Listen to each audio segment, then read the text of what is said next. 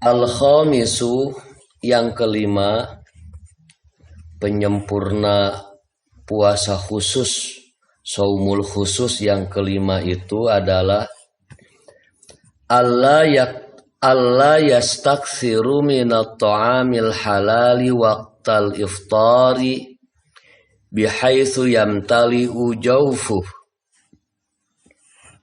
Hendaklah orang yang berpuasa itu tak berlebihan dengan makanan yang halal di waktu berbuka hingga menjadi penuhlah perutnya. Fama min wu'ain abghadu ilallahi azza wa jalla min batnin mali'im min halal.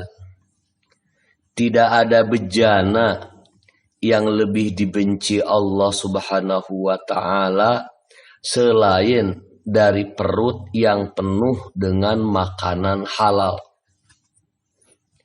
Ketika kita berpuasa, maka di waktu kita berbuka, jangan jadikan perut kita bejana. Ya. Bejana itu wadah. Ya. Di mana wadah itu kita padati dengan aneka macam makanan, meski itu adalah makanan yang halal. Allah sangat membenci tindakan itu.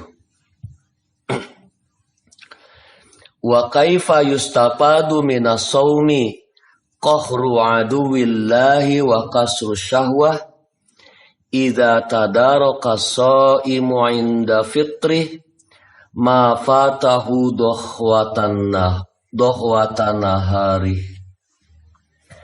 Bagaimana akan didapatkan dari puasa itu manfaat berupa bersedih hatinya musuh Allah dan hancurnya syahwat jika orang yang berpuasa itu ketika ia berbuka berusaha mendapatkan apa yang ia kehilangannya di sepanjang siangnya. Wa rubbama yazidu alaihi min alwanit ta'ami. Ia bisa jadi malah menambahkan jenis-jenis makanan ke dalamnya. Hatta stamarratil 'adatu bi an tudakharu jami'ul at'imati li Ramadan, hingga berlanjutlah kebiasaan itu, hal mana semua makanan disimpan untuk bulan Ramadan. Fayukalu minal at'imati fihi ma la yukalu min iddati ashhur, lalu disantaplah apa yang tak disantap di bulan-bulan lain dari makanan-makanan di bulan Ramadan itu. Manfaat dari puasa itu antara lain adalah hancurnya syahwat dan ditimpakannya kesedihan bagi iblis laknatullah. Nah, bagaimana mungkin manfaat itu akan kita dapat dari puasa kita jika ketika kita berbuka kita malah berusaha melahap, memakan, mengonsumsi makanan-makanan yang kita tak dapat mengonsumsinya di siang hari. Berbuka kita itu menjadi tindakan pembalasan. Ya. Bagaimana mungkin dua manfaat puasa yang tadi kita sebutkan itu akan didapat? Yang terjadi malah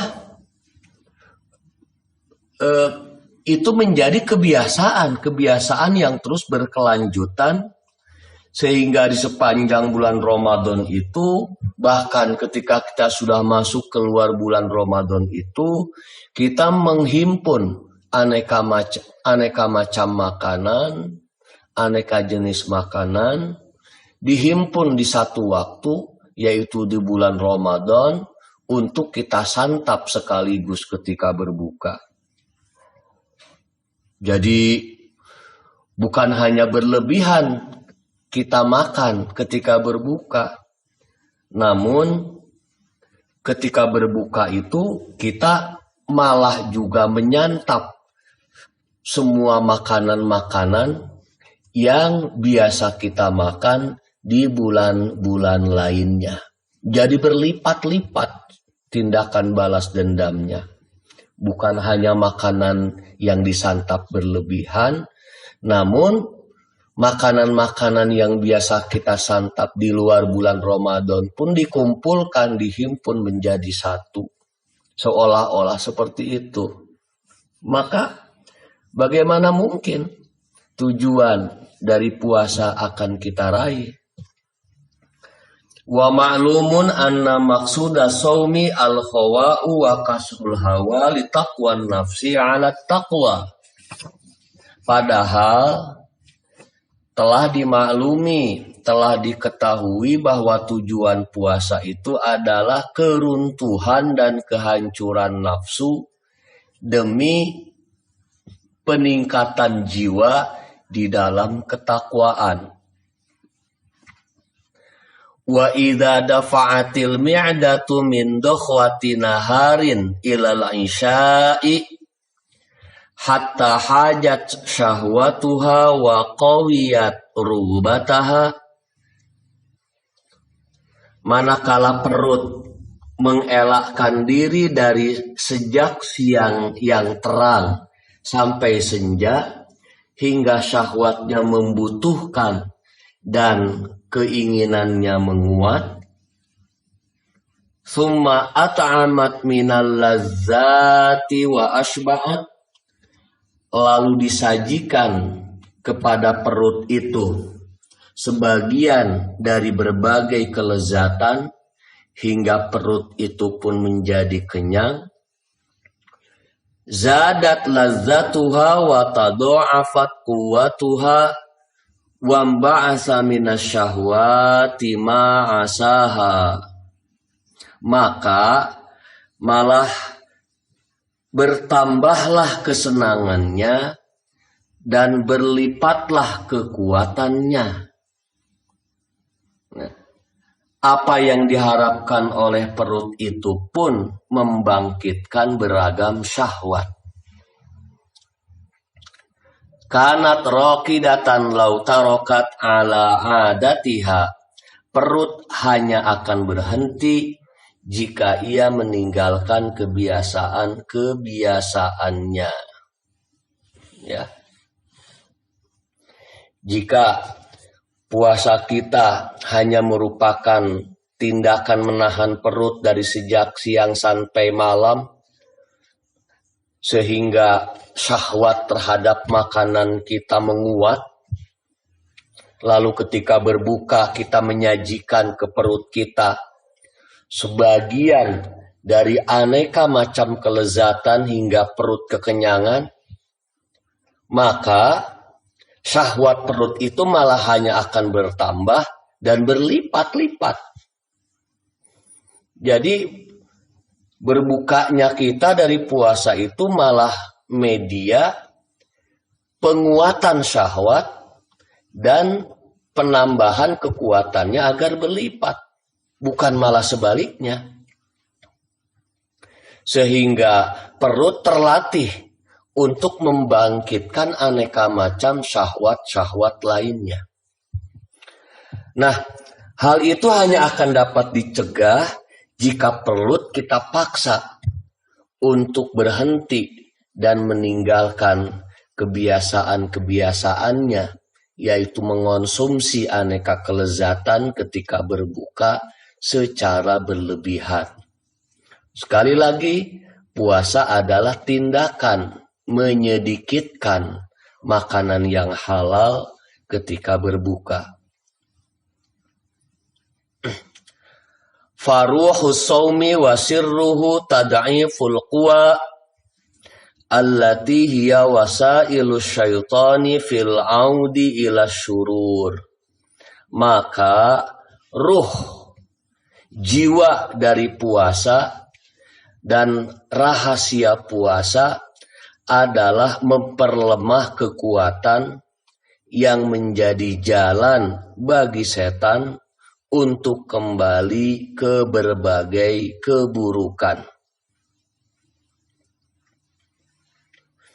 Wala yahsulu dzalika illa bittaqlili.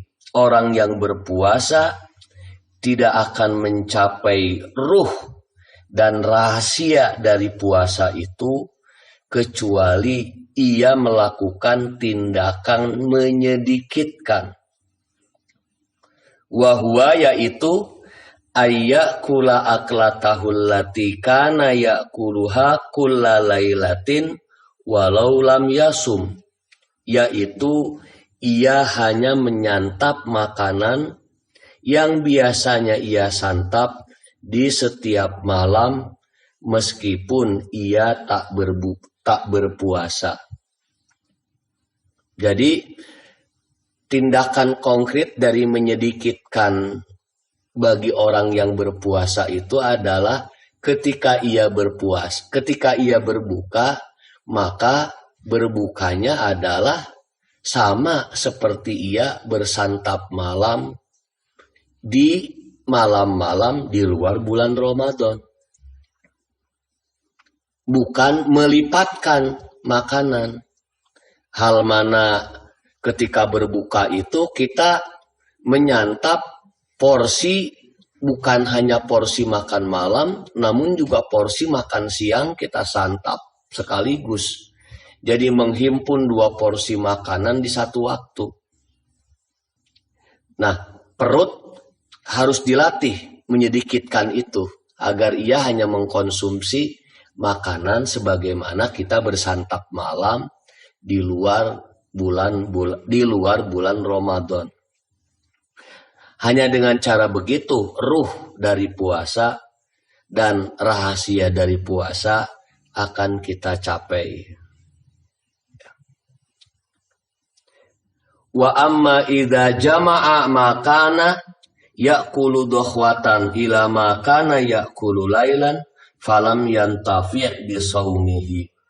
Jika ia malah menghimpun apa yang biasanya ia santap di waktu terang sampai apa yang ia santap di waktu malam, maka ia tidak akan mendapatkan manfaat dari puasanya. Ya. Sekali lagi, jangan sampai berbukanya kita merupakan tindakan menghimpun sekian porsi makan yang biasanya kita santap dari pagi sampai malam, dihimpun jadi satu, disantap sekaligus di waktu kita berbuka. Ya. Jangan sampai seperti itu, karena tindakan itu akan membuat kita tidak mendapatkan manfaat apapun dari puasa kita selain rasa haus dan rasa lapar itu tadi, ya. Apalagi lebih dari itu, ya.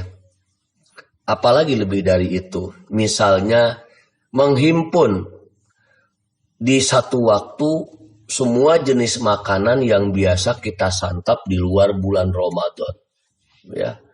Jadi berbuka itu menjadi tindakan pembalasan atas tidak dapatnya kita mengonsumsi aneka makanan-makanan itu. Kita santap semuanya menjadi satu, sehingga perut kita tak ubahnya menjadi bejana tempat berkumpulnya aneka makanan halal itu di satu tempat secara padat hingga perut kekenyangan. Tidak akan ada manfaatnya puasa kita yang kita lakukan dengan cara seperti itu.